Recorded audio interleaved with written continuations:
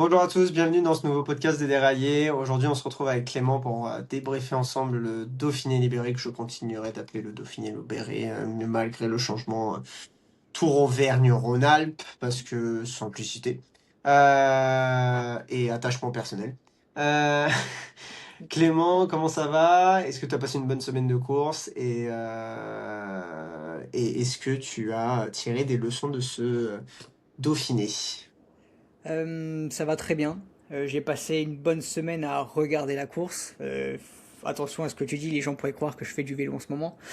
Euh, ouais, franchement, c'était une très belle course, un très beau Dauphiné ou Tour Auvergne-Rhône-Alpes. Je suis un peu plus enclin à accepter le changement, même si tout le monde n'est pas d'accord. Je me dis qu'à un moment, il faudra qu'on s'y fasse. Et les conclusions, je ne sais pas si on peut tirer d'énormes conclusions sur ce Tour de France, parce que Paul Sexas a connu une semaine assez compliquée. Par contre, on en parlera dans le podcast plus largement, mais Isaac Del Toro a été assez impressionnant.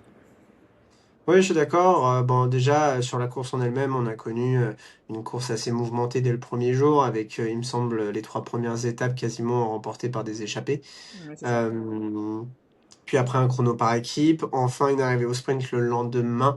Et puis après, bon, bah, on est arrivé assez rapidement dans des étapes un peu plus costauds. Moi, j'ai apprécié les trois premiers jours parce que j'ai trouvé ça sympa. C'est assez rare dans le cyclisme moderne, mis à part peut-être sur le Tour d'Espagne de temps en temps et le Tour d'Italie aussi de temps en temps. Mais sur le Tour de France, c'est devenu quand même de plus en plus rare d'avoir des échappées au long cours comme ça. Et en plus de coureurs, on va dire, pas de seconde zone, tu vois, mais pas effectivement ceux qu'on a l'habitude de voir s'imposer même dans des échappées. Donc moi, j'ai trouvé ça plutôt cool. Et puis, ça faisait des changements euh, assez récurrent sur le haut du classement général. Et d'ailleurs, une belle course des Français avec Alex Baudin. Et ça, franchement, j'ai apprécié parce que c'est un bon garçon. Et en plus, du coup, ça a pimenté aussi ce chrono par équipe. Euh, donc ça, voilà. Et puis, je pense que le chrono par équipe, en plus, a donné quelques leçons pour ce qui arrive au mois de juillet. Oui. Alors oui, déjà pour parler d'Alex Baudin, super content pour lui. Je pense qu'il le mérite. C'est un bon grimpeur, mais qu'on a rarement vu vraiment jouer les premiers rôles sur des courses par étapes. Donc assez content qu'il prenne le maillot. J'aurais apprécié pour lui qu'il finisse. Alors, il finit 12e, il me semble, au général. Je pense que le top 10 aurait été atteignable, mais bon, en tout cas, il fait une très belle semaine de course, c'était pas mal. Et son équipe aussi, et la IF, fait un très bon contre-la-montre par équipe. Il faudra parler de ce chrono plus en détail parce qu'il s'est passé l'air de rien beaucoup de choses. Plusieurs stratégies des différentes équipes qui a fait que certains ont fonctionné, certains ont été un peu décevants. Donc ouais, un chrono qui a été assez révélateur de l'état de forme des équipes et surtout de l'état de préparation pour le Hmm. Ouais, c'est clair, et on se rend compte quand même que la Visma, bah, ils ont toujours ce savoir-faire-là. Je pense que avec Vingegaard sur le Tour de France, on va encore progresser sur cette préparation-là. Quid de Wout van Aert qui a quitté le Tour Auvergne-Rhône-Alpes un peu prématurément, avec potentiellement une infection de santé qui explique la baisse de forme malgré une victoire le lendemain. Mais bon, sur le chrono, on l'a vu avec des limites et donc abandon le surlendemain, il me semble. Donc on verra effectivement si la Visma peut récupérer un Wout van Aert en bonne forme, même si bon, au final, elle n'a pas eu vraiment besoin pour s'imposer avec Matteo Jorgensen. La Ineos qui s'est pris un peu les pieds dans le tapis à vouloir attendre Only, qui au final n'a pas fait un super général. Peut-être qu'il aurait fallu, pour le prestige, continuer et choper un maillot jaune avec Kevin Vauquelin, même si lui aussi, au final, dans les deux dernières étapes, il a montré ses limites. Mais bon, on sait qu'il prépare plutôt le Tour de France que le Tour Auvergne-Rhône-Alpes et les championnats de France. Euh, Par contre, Lidl Trek fait un bon chrono. J'en attends de mieux pour le Tour de France, mais je pense qu'ils ont encore le temps de bosser. Il manquait pas Mats Pedersen à l'appel, donc des gros rouleurs. Mais quand même, bon, bah, ça m'étonne pas de Juan Ayuso et Mathias Kelmose de voir quand même une très bonne performance. Mais deux warnings sur deux équipes, c'est UAE et Decathlon. Decathlon, alors on sait que ils bossent encore la chose, que c'est nouveau pour eux, c'est ce genre d'attente, notamment sur des courses avec donc un aspect très équipe. Néanmoins, je pense qu'ils vont faire un bon chrono sur le premier tour enfin sur le première étape du Tour de France. C'est la première, hein, il me semble. Ouais. Euh, ou la deuxième? Je sais plus. Ouais, je sais plus Non, c'est la première, exactement. c'est Barcelone. Comment? C'est Barcelone, donc c'est la première. Il me semble aussi. Euh, donc ça, effectivement, voilà, je pense que ils vont encore progresser entre-temps. Quid de l'état de forme de Paul Sexas après la chute, mais on en parlera juste après. Donc un peu déçu, mais en même temps, bon, voilà, comme je disais, j'en attendais pas forcément un top 3 de la part de Decathlon. Voilà. Et UAE surtout, qui a connu une déconvenue. Alors on sait que certains équipiers sont encore en phase d'ascendante et que beaucoup d'équipiers d'ailleurs de luxe allaient plutôt sur le Tour de Suisse de Suisse pardon, pour épeler le big leader, le big boss. Donc voilà. Et au final d'ailleurs ça a pas mal desservi, même si ça s'est bien terminé pour Isaac Del Toro. Mais ça aurait été chaud, effectivement, à un meilleur niveau, Matteo Jorgensen, d'aller le déloger, tu vois. Donc, pour moi, c'est quand même deux warnings qui fait que là, on va retourner en altitude, préparer des choses, bah, faut peut-être rebosser la chose nous aussi, tu vois. Oui, bah en fait, moi je trouve que ce qui est intéressant sur ce contre-la-montre, bah, c'est les nouvelles règles Hmm. justement des contre-la-montre, où à l'époque il fallait, le temps était posé sur le quatrième, aujourd'hui on n'a plus besoin d'arriver à 4. Et ce qui fait que les équipes apportent différentes stratégies. Au final, de ce qu'on a pu voir, alors c'est un peu contradictoire parce que ça n'a pas été vraiment la stratégie de la Visma, parce que du coup ils ont éliminé leur cours un à un pour laisser Jorgensen arriver. Mais au final, les équipes qui ont fait les meilleurs temps globalement, ou qui sont le mieux sortis, sont les équipes qui sont restées un gros groupe le plus longtemps possible. Toutes les équipes qui ont très vite écrémé leurs coureurs, qui se sont un peu sacrifiés pour leur leader, finalement, on est un peu déçu du résultat. Même si au final, ça se voit pas toujours, parce que comme j'ai dit, la Visma a quand même fini en tête de ce chrono. Euh, ouais, je pense que c'est une stratégie qui apporte, enfin, une nouvelle règle qui apporte beaucoup de choses au chrono par équipe, le fait de pouvoir finir seul. Justement, les équipes ne savent pas encore, elles sont en train de se roder pour savoir comment établir cette stratégie. Et je pense que ça donne aussi un peu plus d'intérêt à suivre les contre-la-montre par équipe. Alors moi j'ai toujours aimé l'épreuve, mais c'est vrai que je pense que beaucoup de personnes ne trouvent pas ça forcément des plus passionnants, et cette nouvelle règle apporte quand même pas mal de choses.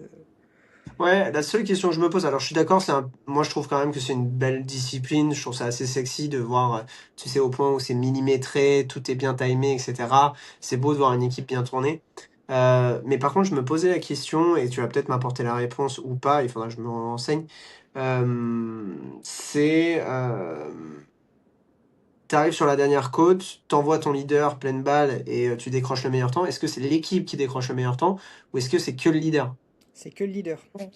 Ah oui, donc tu vois, par exemple, sur le début du tour, TUAE, si tu veux mettre la pression et garder toutes tes cartes en main pour pouvoir faire stratégiquement quelque chose d'intelligent, bah tu vas pas sacrifier Isaac Del Toro dans le final. Ou en tout Ouais. cas à un minimal, c'est-à-dire tu vas lui autoriser à perdre 10 secondes, tu vois. Ouais. Euh, donc pour moi, il y a surtout ça qui se pose sur des équipes donc ultra fortes comme UAE. Chez Visma, tu vois, ça va être tout pour Vingegaard, donc tu peux le laisser au pied. Allez, éventuellement, tu vas dire à Matteo Jorgensen de limiter la casse quand même dans la dernière ascension. Paul Sexas, il y a tout pour lui, donc il peut se permettre de quasiment pas rouler pendant tout le chrono et balancer tout à la fin. Euh, donc c'est ça où j'ai un petit peu de mal. C'est est-ce que ça vaudrait pas le coup quand même de garder sur les deux meilleurs, tu vois. Ouais. Euh, Parce que je trouve ça un peu limité. Tu vois, je te dis une bêtise, tu construis une équipe monstrueuse, tu laisses Mathieu Van Der Poel dernier, enfin sur une ascension d'une borne à pleine balle, enfin il y en a peu à part Tadej Pogacar qui peut faire aussi bien que lui. Ouais. Euh, Même si ce sera pas le cas, Alpecin n'est pas aussi forte. Je suis d'accord, c'est une discipline qui est sexy, on verra ce que ça apporte, est-ce que ça va pas complètement figer la course ou complètement la dénaturer. Moi, je suis quand même d'avis qu'il aurait fallu quand même garder un ou enfin plutôt 2 ou 3 coureurs à passer ensemble, parce que c'est un chrono par équipe. C'est pas un chrono par équipe plus un. Ouais, Il faut voir ce que ça donne sur l'étape du Tour et on verra si la formule marche pour la suite du Tour. Parce que si ça te fiche complètement, la course, qu'il y a déjà des gros écarts, bon, bah, à la limite, ça va te faire du spectacle, mais si ça change rien au final, bah, tu te dis: «Bon, après la première étape, il y avait déjà tout qui était prévu, quoi».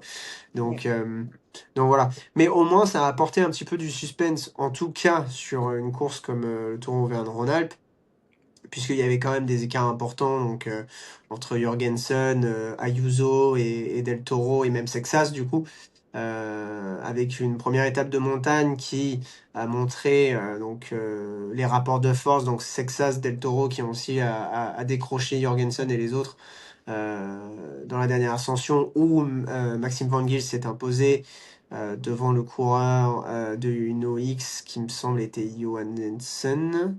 ouais, je revérifie. J'ai un doute. Et devant son coéquipier, donc Tuckwell, qui fait d'ailleurs Ouais, un très beau Dauphiné au final. Et donc du coup, Del Toro, qui a attendu un petit peu de prendre des relais à Sexas. Je sais pas ce que tu en penses de cette étape-là. Moi, je pense que je te donne mon avis et comme ça, tu me donneras ton avis sur l'étape du Colombien au premier après. Je pense que Del Toro ne savait peut-être pas où il en était en termes de préparation, donc il a voulu être prudent.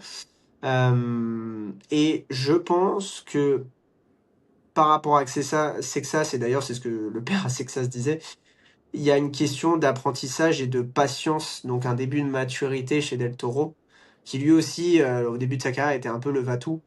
Et puis il a appris auprès des meilleurs, il a réussi à se dire, bon bah là ça vaut pas le coup, là ça vaut le coup, de pas perdre 10 secondes bêtement. Euh, Moi je pense que c'était plutôt de l'attente et de l'économie, de se dire bah, de toute façon je vais pas creuser en plus 30 secondes sur Jorgensen, on va gagner 15 secondes, autant que je prenne les relais quand moi je le décide. Je sais pas ce que t'en as trouvé, moi Sexas me paraissait aussi très très fort, hein, parce que c'est lui qui fait péter au fur et à mesure tout ouais. le monde. Euh, donc il y avait peut-être effectivement de la réserve parce que je sais pas où j'en suis et j'ai mal aux jambes, et en même temps de la sagesse, j'ai envie de dire, sur cette étape-là. Hmm. Mais en fait, bah déjà, comme tu l'as dit, alors du coup, tu as dit deux choses. Isaac Del Toro a appris des meilleurs. Enfin, il est chez la UAE depuis déjà plusieurs saisons. C'est une très grosse armada. Et en plus, il a pu apprendre sans être le leader absolu de cette équipe, le coureur sur qui on met la pression, contrairement à Paul Sexas, qui du coup qui est arrivé très jeune en étant quasiment tout de suite leader chez la Decathlon. Tout à Euh, fait. donc oui, je pense que même s'il est encore jeune, Isaac Del Toro a un peu plus d'expérience que Paul Sexas pour le moment. Et aussi, donc, tu l'as dit, Paul Sexas était très fort. Donc en soi, Isaac Del Toro, il s'est dit très bien, on a creusé un petit écart. Paul Sexas est très fort, il continue d'appuyer parce que certainement qu'il essaye de me lâcher. Je pense que s'il est bien, en fait, pourquoi prendre des relais, en tout cas tout de suite. Il a fini par en prendre quelques-uns. Oui, ouais. Que Paul Sexas fait le trou de lui-même en faisant les efforts. Donc pas tellement l'intérêt pour Del Toro de prendre les relais à ce moment-là. Et quitte à agacer Sexas un petit peu, lui mettre le doute, je pense que stratégiquement c'était très bien joué de la part de Del Toro. Qui semblait très à l'aise en plus dans la route Paul Sexas, hein, on l'a pas vu Ouais, rater. il a un faciès qui laisse pas paraître grand-chose. C'est ça, parce que même quand il est au bord de la rupture, hein, on l'a vu sur l'Estrade Bianchi quand il a été lâché par Paul Sexas, pareil, il ne paraissait très peu fatigué, très peu atteint. Donc oui, on peut jamais savoir quel est son niveau de forme. Ça doit être assez dur d'ailleurs pour les adversaires, parce que quand on essaye de le faire lâcher, comme Paul Sexas le faisait, à se retourner régulièrement et le voir quasiment impassible dans la roue, ça doit Et être qu'il assez est dur. assis en plus. Ouais, ça doit être assez dur mentalement.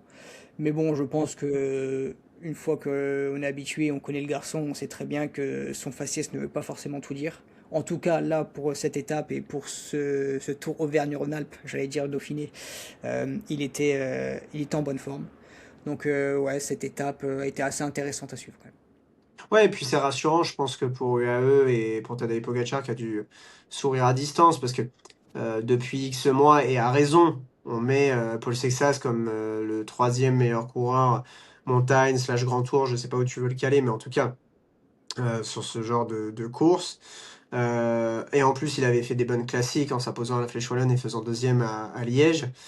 Et on critiquait déjà Isaac Del Toro en disant bah il s'est fait battre par Paul Sexas.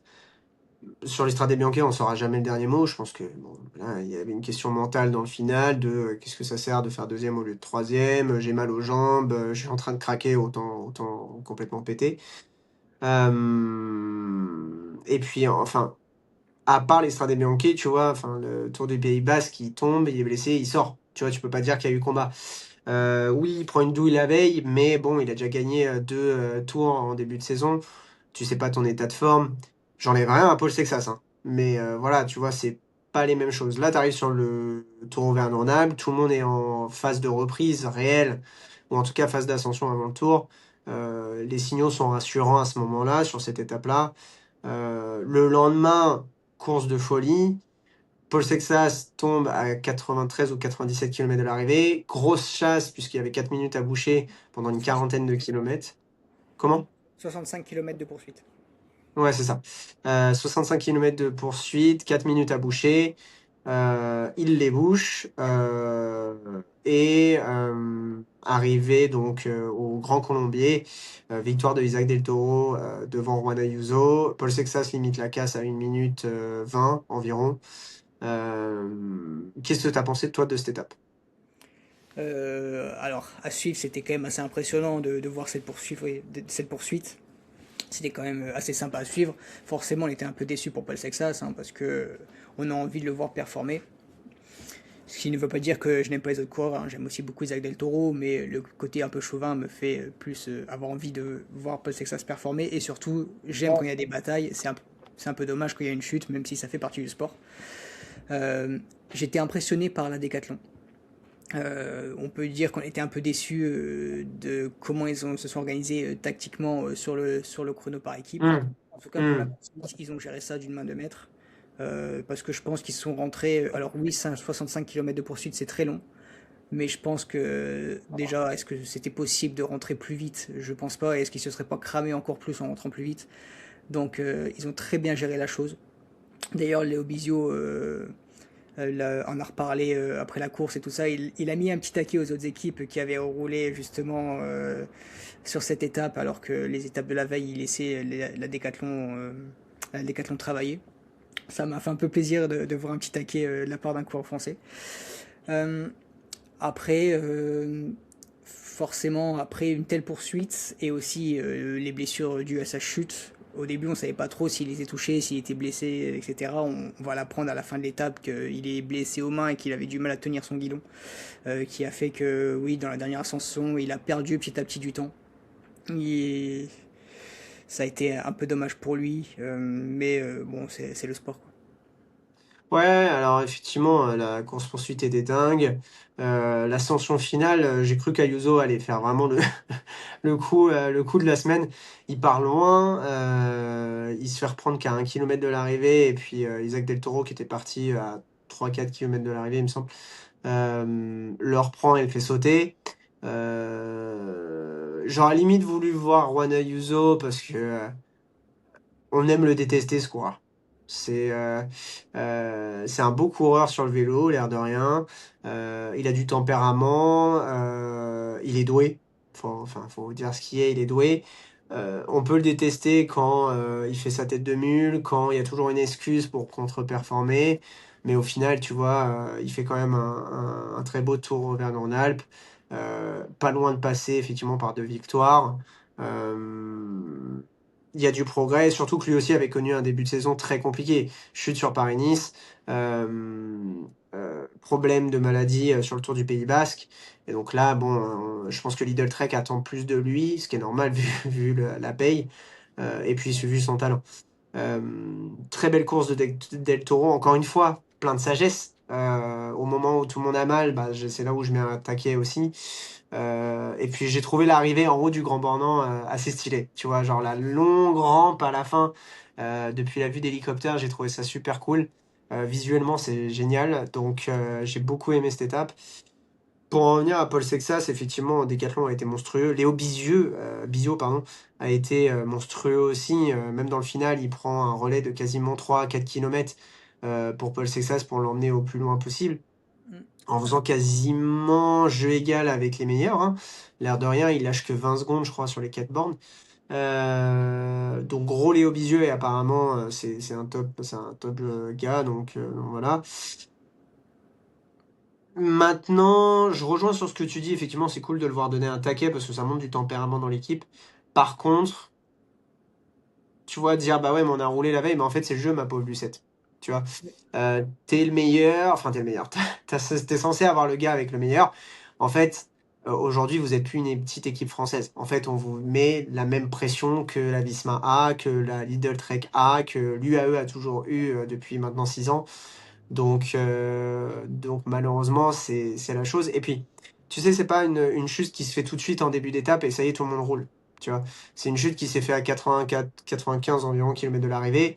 La course était lancée puisqu'il y avait des échappées. Il y avait une volonté des leaders d'aller gagner. Fallait pas, enfin, on pouvait pas non plus lâcher 4 Ouais. minutes pour attendre Paul Sexas, tu vois.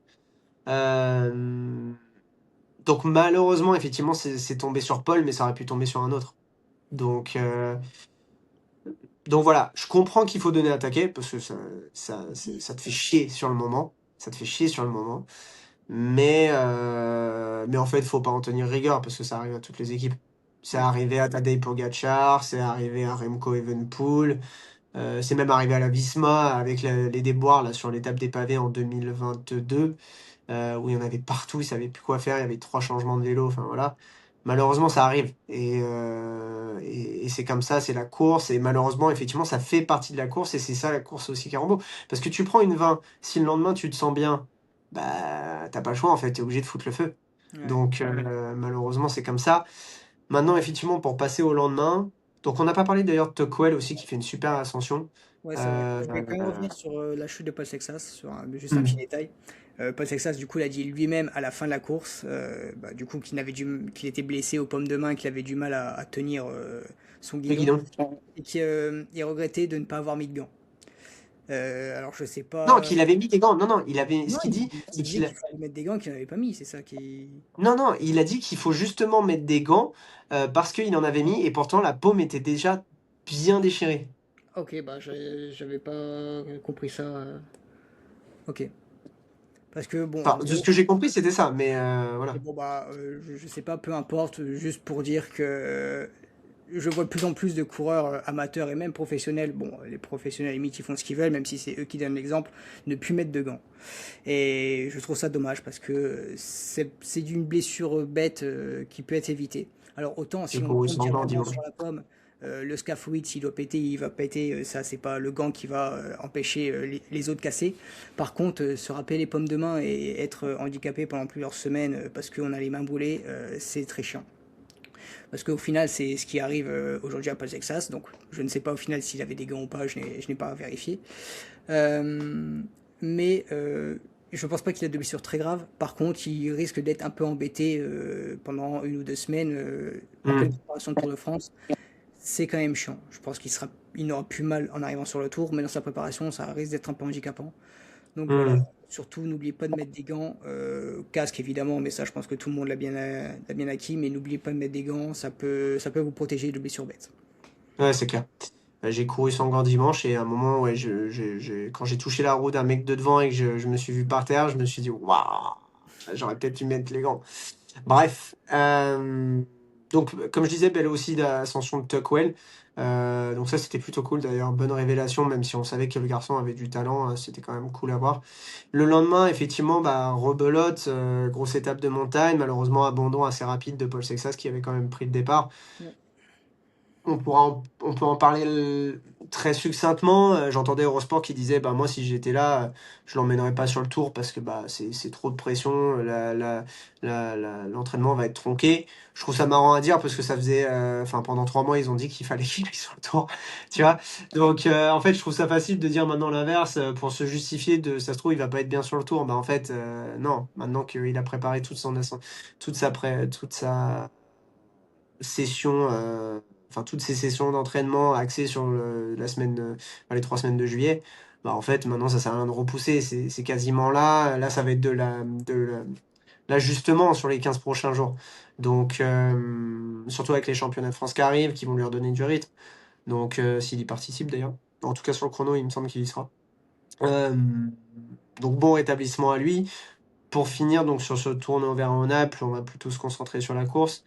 Victoire, encore une fois, de Isaac Del Toro au sommet, plus le général, sur un col. J'ai oublié le nom du col. Le Plateau de col de Soulizon. Soulizon? Plateau de Ouais, Soulizon. plateau de Soulizon.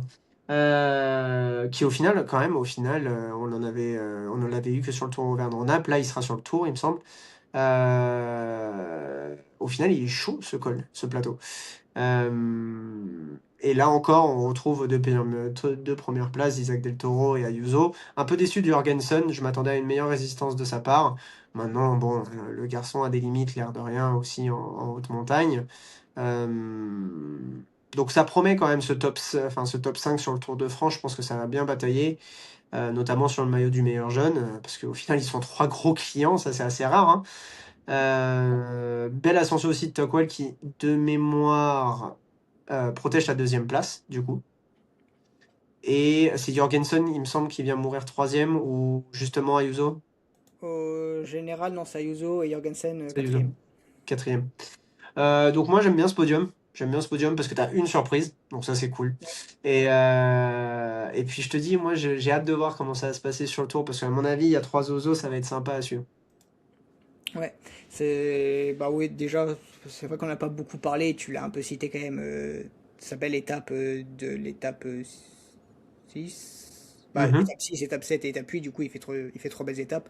Luke Tuckwell et qui finit, je pensais vraiment qu'il allait dégager du podium et même dégager de la quatrième place au début. Bon Jorgensen n'a pas fait le job et au final il a fait une très belle montée pour empêcher Ayuso de lui passer devant au classement général. Donc Mhm. bravo à lui et bravo à l'équipe Red Bull Bora qui montre encore que c'est une très grande équipe. Et sans la meilleure équipe d'ailleurs. Enfin, sans sa meilleure équipe, son équipe type qui devrait arriver sur le tour. Il manque Remco, il manque Lipovic, il manque des clients à l'appel aussi. Donc, non, non, très belle course. UAE aussi tout en contrôle. Là aussi, on sait qu'il y a d'autres cadres ailleurs. Donc, ouais, je trouve que ce Tour de France, il est excitant quand tu vois ça. Je veux voir ce qui se passe sur le Tour de Suisse en espérant qu'il se passe rien de grave pour certains leaders. Euh, mais ça excitant. Je pense qu'en plus, ce chrono par équipe promet qu'il y ait peut-être une ou deux surprises. Et ça devrait être pas mal avec une première arrivée au sommet dès la troisième étape. Ça risque de pas mal bouger. Il y a plusieurs combats qui vont être intéressants. Il y a des gros grimpeurs qui seront présents pour le maillot à poids, qu'on a déjà vu donc, sur ce Dauphiné. On a donc un combat au maillot blanc de 3 ou 4 coureurs. Et on a une course avec aussi les maillots blancs, bah, aussi sur le maillot jaune. Donc moi, je trouve que ça a déjà bien illuminé le paysage du Tour de France qui nous attend. Et encore une fois, belle victoire aussi de Isaac Del Toro, hein, tout en contrôle, encore une fois, dans le final.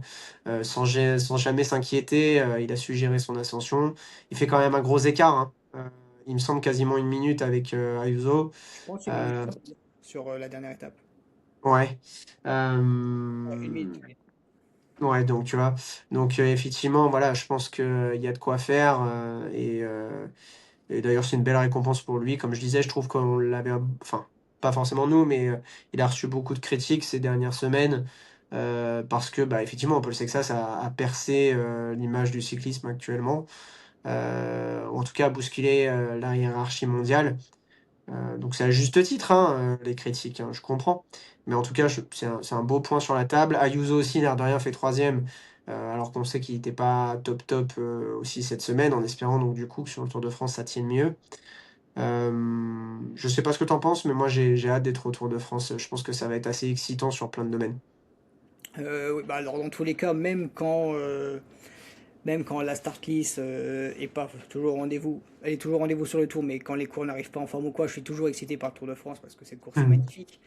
Mais là, c'est vrai que ils sont nombreux à être en forme, avec un niveau assez homogène, même si bon, la première et deuxième place, normalement, ils devraient quand même avoir un petit écart. mais il y a un ou deux coureurs qui peuvent potentiellement aller gratter, je pense, la deuxième place. La première va être très compliquée. Et pareil, une bataille entre eux, donc une bataille pour le podium, une bataille pour le top 10 aussi, parce que du coup, il y a beaucoup de monde sur ce Tour de France. C'est possible qu'on ait un des plus beaux Tours de France de ces dernières années, en tout cas sur les 10 premières places. Pour la première et la deuxième, je ne sais pas, on ne sait jamais ce qui peut se passer. Mais en tout cas, beaucoup de monde qui arrive en grande forme, avec des préparations qui ne sont pas tronquées. Un peu pour Paul Sexas, du coup, avec ses blessures aux mains, mais je pense que ça devrait le faire quand même, au niveau de sa prépa.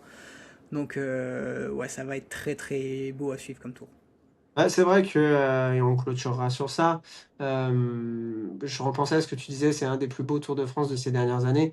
2025 était sympa, 2024 est incroyable parce que déjà on finit à Nice, j'ai beaucoup aimé le parcours, Tadej Pogačar était revenu avec le doublé Giro en plus et puis il fait un Tour de France magnifique. 2023 j'ai trouvé ça un tout petit peu plus ennuyant. 2022 magnifique aussi parce qu'on s'attendait pas à cette bataille-là. Et une victoire de Jonas Vingegaard. 2021 c'était bien mais sans plus. 2020 bien mais sans plus, mis à part que tout change le dernier jour. Un tour assez ennuyant, à part cette étape du contre-la-montre C'est ça. qui est de vacances. À la limite 2019, tu vois. C'est le dernier que je me souviens qui était vraiment excitant. Bon, effectivement, il y a un côté français sur celui-ci, mais même, tu avais un niveau hyper homogène au final, au total, enfin, au top niveau. Tu avais Karen Thomas qui sortait d'un Tour de France vainqueur, Egan Bernal qui le gagne, Thibaut Pinot, Julien Alaphilippe, on avait même du Kruijswijk qui était balèze, on avait d'autres coureurs qui étaient au top. Donc, tu vois, au final, ça remonte quand même loin d'avoir eu un groupe de 4-5 coureurs qui pouvaient se partager la victoire, même si je suis d'accord que les deux premières places, généralement, on peut dire qu'elles sont déjà prises, mais on sait jamais. On sait jamais parce que les autres, c'est des attaquants, parce que la course fait que, parce que là, il y a un parcours assez atypique avec un chrono par équipe, et qu'on a des cols qui sont peu empruntés qu'on va avoir sur cette année. Donc, et puis une étape dantesque aussi avec les 5500 mètres de dénivelé, Croix de Fer, Télégraphe, Galibier, Col de Sarenne, Albuez. Donc, donc je suis d'accord avec toi. C'est homogène et ça risque d'être un des. On espère en tout cas. Faut pas jeter le mauvais sort. Mais un des plus beaux Tours de France qui vont venir. Petit mot de clôture, Clément? Le mot clôture, ça va être juste un petit coup de gueule. Euh, pour un grand monsieur du cyclisme français que j'ai toujours beaucoup respecté, monsieur Jean-René Bernaudot, avec ses déclarations sur Jordan Jegat, qui du coup n'a pas encore re-signé pour la saison prochaine chez Total Energy, et qui a dit que Jordan devait leur faire confiance, sinon il n'irait pas sur le Tour de France, et que tous les coureurs qui ne re-signaient pas chez Total Energy n'iraient pas sur le Tour de France. Euh, Quand tu es un directeur d'équipe, une équipe qui galère à avoir des sponsors, qui cherche des nouveaux sponsors pour la saison prochaine, et te dire que tes meilleurs coureurs qui risquent potentiellement de faire les meilleures choses, les meilleurs résultats sur le Tour de France, dire ils doivent nous faire confiance, sinon ils n'iront pas sur le Tour de France, je trouve ça assez ridicule. Parce que pour moi, c'est justement un Jean-René Bernaudot de faire confiance à ses coureurs. Parce que actuellement, l'équipe Total Energy n'a pas de grand chose à promettre à des coureurs de ce talent, malheureusement. Et donc j'ai trouvé la déclaration assez limite, et surtout pour un tel coureur, je pense que vaut mieux l'avoir sur le Tour de France quand tu recherches des sponsors plutôt que d'emmener une équipe sans tes meilleurs coureurs. Ouais, alors j'ai pas regardé dans le détail. Je suis un peu partagé sur ça parce que je peux comprendre son stress et le fait de sortir ça et peut-être qu'il voulait pas que ça prenne cette manière-là d'analyse, j'en sais rien, hein, j'ai pas vu l'interview en entier. Je suis assez d'accord avec toi, c'est à lui de faire confiance à ses coureurs et en même temps, dans l'autre sens, c'est à ses coureurs aussi de croire en son projet qu'il veut apporter, mais je pense que c'est pour ça qu'il y a peut-être une refonte du modèle économique de l'UCI, du World Tour de manière générale à faire. On discutait en début de saison sur un podcast spécifique, que ce soit avec du fair play financier, une draft, enfin, je pense qu'il y a plein de choses. Tout doit pas être américanisé, hein, enfin, c'est pas ce que je veux dire. Mais, mais c'est dommage, ouais, effectivement, comme tu dis, c'est dommage d'en arriver à des propos dans ce genre. Et en même temps, c'est dommage, effectivement, que Jean-René Bernaudot, qui a toujours eu des équipes au final, attachantes et en plus qui performent. L'air de rien, elles performent ces équipes-là. Elles sortent toujours des bons talents. Tu vois, ça me fait penser à des équipes de foot comme Rennes, comme Strasbourg qui sortent des talents, tu vois, Mm. et qui des fois font des très belles choses. Euh, Ils ont quand même gagné plusieurs étapes sur le Tour de France sur les 10 dernières années, même si c'était pas les mêmes sponsors. Ils ont animé les courses. Enfin, sans eux, des fois, c'est chiant, on va se le dire. Ouais, Là, en plus, ils ont des beaux talents. Sandy Desjardins. du jardin, ouais. Euh, voilà, Jordan Gega. Enfin, tu vois, t'as d'autres aussi, et j'en passe plein Emilien d'autres. Jalier. Ouais, Anthony Turgis, il me semble, qu'il est encore chez eux. Mm. Donc, tu vois, tu as des talents et tu peux faire des choses, gratter une, peut-être deux étapes sur un Tour de France. On sait que c'est dur, mais, euh, mais oui, effectivement. Et puis, c'est dommage à 15 jours du Tour de France d'avoir cette ambiance-là, je pense, dans une équipe. Euh, Maintenant, je comprends son propos. Je pense que c'est pas le propos, enfin, c'est pas la déclaration que j'aurais fait en tant que dirigeant d'entreprise, on va dire. Euh, et puis, comme tu dis, c'est plutôt ça envoie un mauvais message aux sponsors Ouais. pour ce qui va venir. Euh, J'espère que ça se passera bien sur Total, qu'ils feront un beau Tour de France, parce que moi j'aime bien ces petits poussets. Euh, mais malheureusement, effectivement, ils subissent un World Tour qui pour l'instant n'a pas trouvé la bonne formule pour les aider à survivre, en termes de résultats en tout cas. Euh, Bah écoute, je te propose qu'on clôture sur ça. Euh, qu'on se voit la semaine prochaine pour débriefer le Tour de Suisse. Et merci à tous d'avoir encore une fois écouté. On essaye notamment Clément essaye d'être plus actif sur les comptes et merci à lui d'ailleurs parce que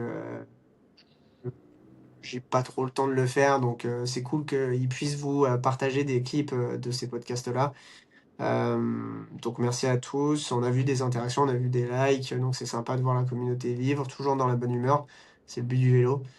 Donc merci à tous et puis moi je vous dis à bientôt et on se voit dans une semaine.